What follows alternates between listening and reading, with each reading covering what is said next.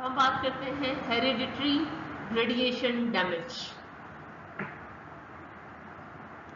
कि क्या ये जो अफेक्ट्स थे रेडिएशन के, क्या ये हेरिडिटरी होंगे या नहीं, इनहेरिटेंस में आएंगे या नहीं आएंगे। When ionizing radiations act on germ cells, what are germ cells? Is what are germ cells? मैंने बोला भी ये बात है, germ cells कहें या gonads कहें, it causes, हाँ जी, when ionizing radiations act on germ cells or gonads organs को कहते हैं, it causes damage to genetic materials causing genetically induced diseases। हम बात कर रहे हैं हेरिडिटरी रेडिएशन डैमेज की। अगर आपके गोनेट्स यानी कि आपके जर्म सेल्स एक्सपोज हो चुके हैं रेडिएशन के साथ, तो जेनेटिक डिजीजेस कॉज होने का खतरा बढ़ चुका है। रेडिएशन से damage the DNA of germ cells in the gonads. अगर डीएनए डैमेज हो गया, डीएनए ने एक उसमें ट्रांसफर होना है ना, एक जनरेशन से दूसरी जनरेशन में ट्रांसफर होना, can cause gene mutations. And we have discussed before, these mutations depend on dose. Dose dependent है। जितनी mutations का मतलब abnormality भी हम ले सकते हैं। जितनी mutations आपकी, जितनी dose ज़्यादा होगी उतनी ज़्यादा mutations आपके पास। Similar to the late somatic effects, there will not be new mutations. New mutations नहीं आएंगी, but an increase frequency of spontaneous mutations के फौरी तौर पर आपके पास जो है वो म्यूटेशंस आ जाएंगी सोमेटिक सेल्स में, लेकिन जेनेटिक सेल्स की म्यूटेशंस साल हर साल तक चलेंगी। आपके पास क्या होगी, एक जनरेशन से दूसरी जनरेशन तक जाएगी।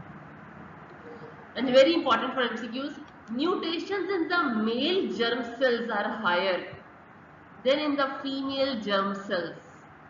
मेल जर्म सेल्स ज्यादा जो है वो रेडियो सेंसिटिव है बनस्बत के फीमेल जर्म सेल्स के साथ की वजह से। However, there is a reduction in the rate of mutations if the time between exposure and conception increases.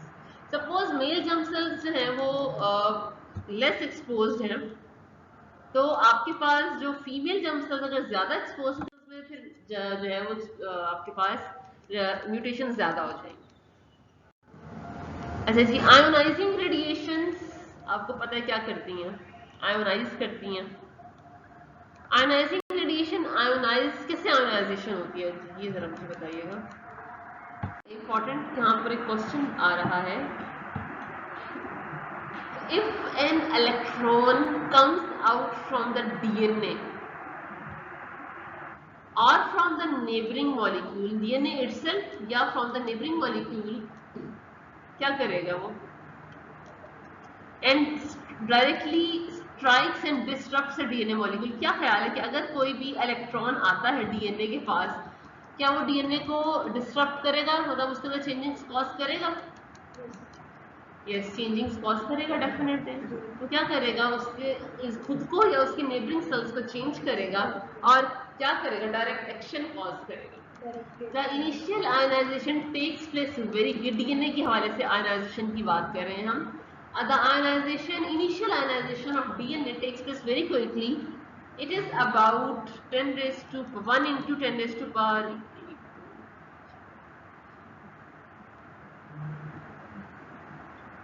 10 raised to power minus 15 of a second. The initial ionization takes place on the DNA very quickly in about 1 into 10 raised to power minus 15 of a second. Of a second, per second की बात नहीं।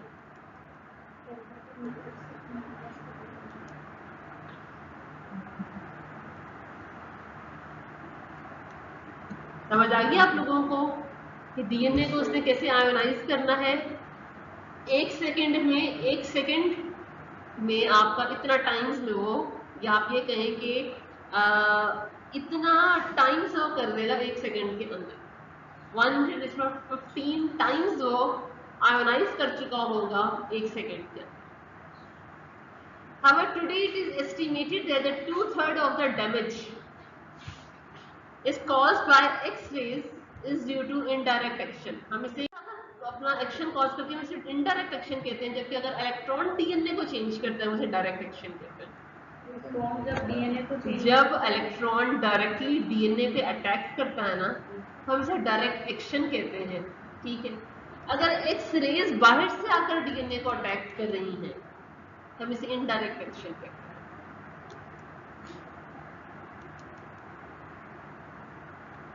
Body के sales हैं उनको अंदर से electron मतलब कैसे बेटा आपकी बॉडी में नहीं इलेक्ट्रॉन्स प्रोड्यूस हो रहे होते हैं, हमारी बॉडी के इलेक्ट्रॉन है वो आपके सेल्स के इलेक्ट्रॉन्स, तो उसके सेल्स की भी तो इलेक्ट्रॉन्स है ना हमारे. कोई ना कोई डिस्ट्रप्शन अगर हुई है तो सेल्स के इलेक्ट्रॉन इट्सेल्फ डीएनए पे अटैक करके उसको जो है मॉल फंक्शन कर रहे हैं, तो हम इसे डायरेक्ट कहेंगे. तो बाहर से एक्सरेज डायरेक्ट एक्ट हो रही है, तो उसकी वजह से हम इनडायरेक्ट एक्शन करेंगे. अच्छा जी, what is the free radical? Free radical किसे कहते हैं? मैंने पहले भी बताया आपके क्लास में. यस,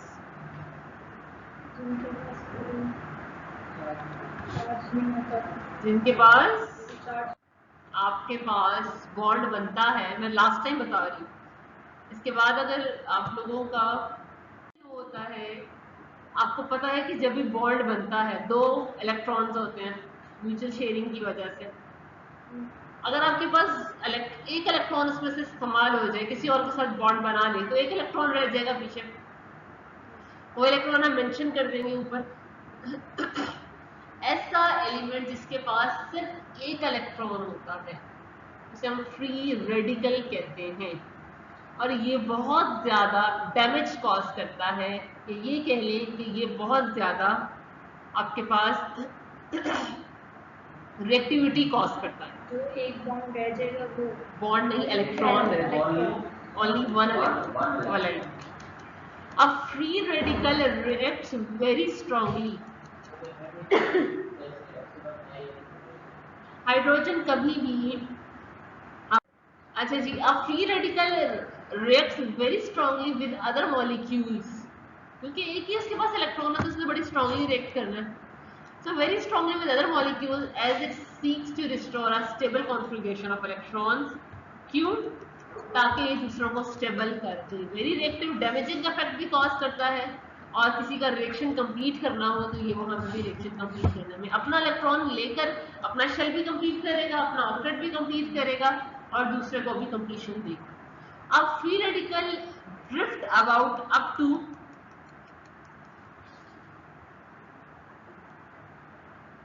ये मैं भी क्या कहते हैं ऑल इन फ्री रेडिकल होते हैं मिसाल ऑल मिसाल काले फ्री रेडिकल उसका क्या ये radical a free radical can drift about up to 1 into 10 raised to power 10 times longer than the time needed for the initial ionization. इसको मैं दोबारा करती हूँ. A free radical can undergo 1 into 10 raised to power 10 times longer radiation, ionizing radiation than the time needed for the initial ionization. यानी कि आपके पास ये इतने टाइम्स जल्दी जो है वो आयनाइजेशन कॉज करता है बनिस्बत कि आपके पास जो है वो दूसरी तरह आयनाइजेशन हो, यानी कि एक्सरेज आकर आपके पास आयनाइजेशन करे, increasing the chance of it disrupting the crucial DNA molecule. आपके पास free radical 1 into 10 raised to power 10 times longer या लार्जर जो है वो आपके पास आयनाइजेशन कॉज करता है. क्यों? क्या करने के लिए? इससे क्या होगा कि डीएनए का जो आयनाइजिंग टाइम है वो बढ़ जाता है.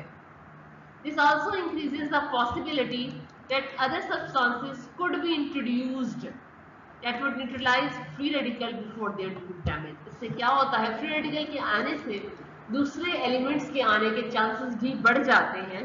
क्यों? क्योंकि उसके पास एक इलेक्ट्रॉन होता है, हो सकता है वो दूसरे को न्यूट्रलाइज कर दे, उनका एटम ड्यूप्लेट को कंप्लीट कर दे, तो इसलिए उनके डैमेज कॉज करने से पहले दूसरे एटम्स आ जाते हैं और उसके साथ बॉन्ड बना लेते हैं। बिस्मिल्लाहिर्रहमानिर्रहीम। आज का जो हमारा टॉपिक है रेडिएशंस के डिस्कशन से ही है, और वो है हाउ एटम्स आर डैमेज्ड, कि एटम्स डैमेज कैसे होते हैं। एटम्स के साथ यानी एटम डैमेज कैसे होगा, कोई चीज स्ट्राइक करेगी उसके साथ, है ना, तो इसी तरह वो डैमेज होगा। Neutrons act quite differently. Neutrons कहाँ प्रेजेंट होते हैं? न्यूट्रॉन्स कहाँ होते हैं भाई? यस,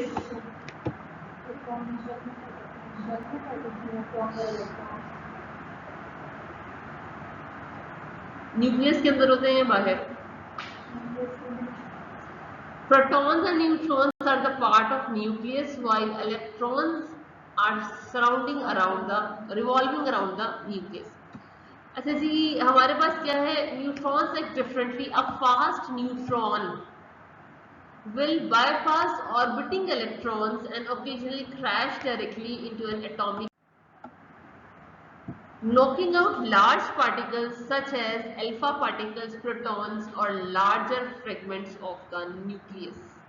मैं क्या बात कर रही हूँ? फास्ट न्यूट्रॉन ने आकर स्ट्राइक किया एटम के साथ। एटम के साथ स्ट्राइक करने का क्या मतलब है? इसने इलेक्ट्रॉन्स को पास करते हुए न्यूक्लियस के साथ स्ट्राइक किया, एटॉमिक न्यूक्लियस के साथ स्ट्राइक कर गया हमारा न्यूट्रॉन, एक एक्सटर्नल न्यूट्रॉन था। क्या किया उसने न्यूक्लियस के साथ स्ट्राइक करने पर? Large particles such as alpha particles, protons और लार्जर फ्रेगमेंट्स ऑफ न्यूक्लियस को वहां से नॉकआउट कर दिया, उसमें से निकाल दिया। समझ आ रही है इस बात की? अगर वो नॉकआउट कर देगा तो डेफिनेट है कि हमारा एटम डैमेज हो जाएगा। एटम को तोड़ रहा है ना, एटम से चीजें पार्टिकल्स निकाल रहा है, तो एटम को डैमेज कर रहा है। The most common collisions are with carbon और ऑक्सीजन न्यूक्लियाई। सबसे ज्यादा जो न्यूट्रॉन्स कोलाइड करते हैं वो कार्बन के साथ और ऑक्सीजन के न्यूक्लियाइज के साथ कोलाइड करते हैं। The particles created will themselves then set about ionizing thereby electrons. कि जब आपके पास एटम्स जो थे कार्बन और नाइट्रोजन के, ये उनके न्यूक्लियाई थे, वो स्ट्राइक कर गए हैं और उसमें से अल्फा पार्टिकल्स निकल गए हैं, हम क्या कहेंगे? यहाँ पे डैमेज भी आ रहा है लेकिन आयोनाइजेशन हुई है यहाँ पर। A slow neutron will not have the energy to knock out large particles. एक स्लो न्यूट्रॉन के पास एनर्जी नहीं है ज्यादा कि वो पार्टिकल्स, लार्ज पार्टिकल्स को नॉक आउट करे वहां से। When it strikes a nucleus, जब वो न्यूक्लियस के साथ स्ट्राइक करेगा, एक स्लो न्यूट्रॉन बड़े पार्टिकल्स को उसके अंदर से नहीं निकाल पाएगा। Instead, the neutron and the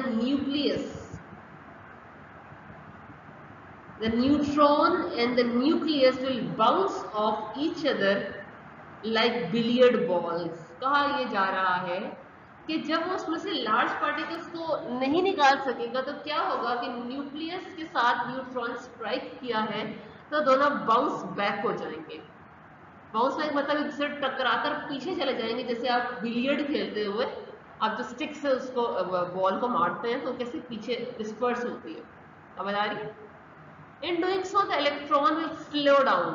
जब पीछे जाता है ऐसे डिस्पर्स होता है तो इलेक्ट्रॉन न्यूट्रॉन स्लो डाउन हो जाता है, न्यूट्रॉन स्लो डाउन हो जाता है और न्यूक्लियस की स्पीड ज्यादा हो जाती है।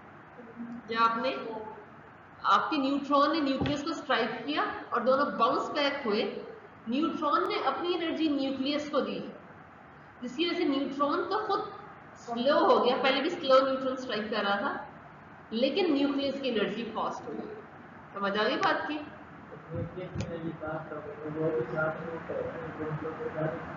स्ट्राइक कर रहा ना, उसके एक अंदर न्यूट्रॉन है ना, अंदर तो उसके न्यूक्लियस में न्यूट्रॉन है। हम बात करेंगे स्ट्राइकिंग न्यूट्रॉन, उसकी बात कर रहे हैं।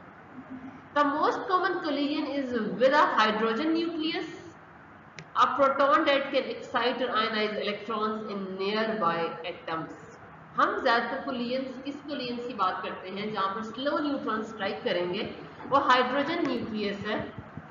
हाइड्रोजन न्यूक्लियस है। अब प्रोटॉन, हाइड्रोजन न्यूक्लियस को हम प्रोटॉन भी कहते हैं, खाली प्रोटॉन, क्योंकि उसके पास न्यूट्रॉन नहीं होता। दैट कैन एक्साइट और ionise electrons in nearby atoms, जो खाली प्रोटॉन होता है वो नियर बाय एटम्स को के साथ वो क्या कर सकता है, उनके साथ स्ट्राइक कर सकता है। नेक्स्ट हमारे पास न्यू टॉपिक है आयोनाइजेशन ऑफ गैसेस। अभी हम जो पढ़ चुके हैं इसी की बेसिस पर कुछ बातें हैं, छोटा सा टॉपिक है ये हमारा, ionisation of gases. Gases can ionized by intermolecular collisions at high temperatures. क्या मतलब है इस बात का? Can be ionized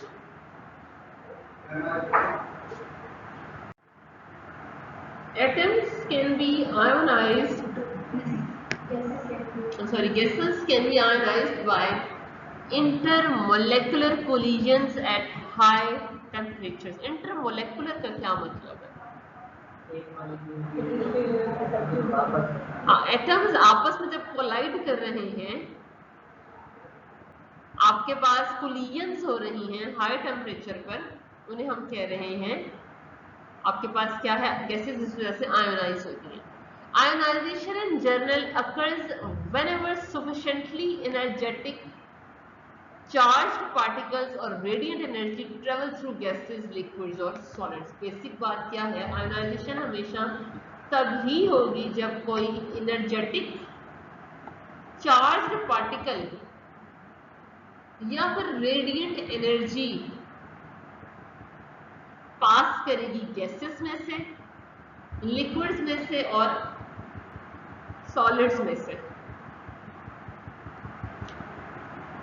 केमिस्ट्री में आयोनाइजेशन की बात अगर हम करें या आयोनाइजेशन अगर देखें तो आप बस लिक्विड सॉल्यूशंस की बात करते हैं कि लिक्विड सॉल्यूशन में आयोनाइजेशन में, फॉर एग्जांपल आपके पास हाइड्रोजन क्लोराइड गैस है, HCl गैस है, रिएक्ट कर रही है विद वाटर मॉलिक्यूल्स। अगर वो HCl वाटर मॉलिक्यूल्स के साथ रिएक्ट कर रहा है तो हमारे पास क्या मिल जाएगा, हमारे पास हाइड्रोनियम आइंस प्रोड्यूस होंगे और chloride ions, positive hydronium ions and negative chloride ions.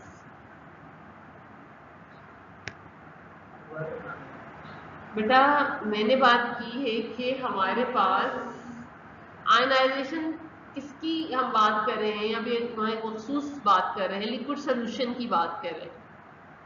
Neutral molecules of hydrogen chloride gas अगर स्ट्राइक करते हैं या रिएक्ट करते हैं आपके पास किसके साथ, वाटर के मॉलिक्यूल्स के साथ। सपोज आप ये कह लें कि आपने हाइड्रोजन क्लोराइड गैस को वाटर में डाल दिया, ठीक है, अब क्या रिजल्ट आएगा आपके पास हाइड्रोनियम आइंस प्रोड्यूस हो जाएंगे। हाइड्रोनियम आइंस किसको कहते हैं, H3O पॉजिटिव वाले, H3O पॉजिटिव वाले हाइड्रोनियम आइंस कहलाए जाते हैं। ये प्रोड्यूस होंगे पॉजिटिव चार्ज कंटेनिंग, और negative chloride ions Cl negative आपके पास अटेन होंगे। At the surface of peace of metallic zinc, अगर आप एक मेटालिक जिंक को एसिडिक सॉल्यूशन में डाल दें,